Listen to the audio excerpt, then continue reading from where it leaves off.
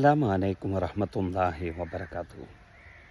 எப்பொழுதுமே ஒவ்வொரு தொழுகை முடிந்ததற்கு பின்னால் பள்ளிவாசலில் இருந்து மற்ற நபர்களை பற்றி சத்தம் போட்டு பேசி கொண்டிருக்கக்கூடிய அந்த நபர் அன்றைய தினம் தொழுகை முடிஞ்சதோட அமைதியாக பள்ளிவாசலை விட்டு வெளியே போகிறார்.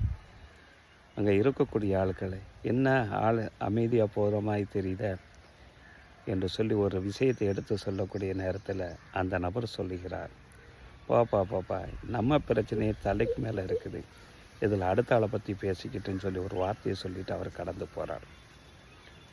இதிலேருந்து என்ன தெரிய வருகிறது, நமக்கு பிரச்சனை இருக்குது என்று சொன்னால் நம்ம மற்றவர்களுடைய பிரச்சனைகளை பேசவே மாட்டோம், மற்ற நபர்களுடைய குறைகளை நம்ம பார்க்கவே மாட்டோம். நம்மள்ட பிரச்சனை இல்லாத அந்த சூழ்நிலைகளில் தானே மற்ற நபர்களை நம்ம பார்க்குறோம், பேசுகிறோம். இதனால் தான் இறைவன் நம்மளை சோதிக்கிறானோ என்னவோ தெரியலை.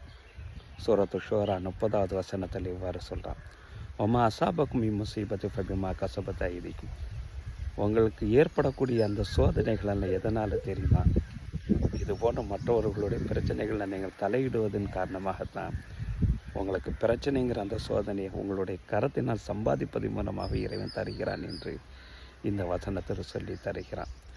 நம்ம உண்டு, நம்ம வேலை உண்டுன்னு சொல்லி மற்றவர்களை பிரச்சனை தலையிடாமல் நம்ம செல்வோம் இன்ஷா அல்லாஹ்.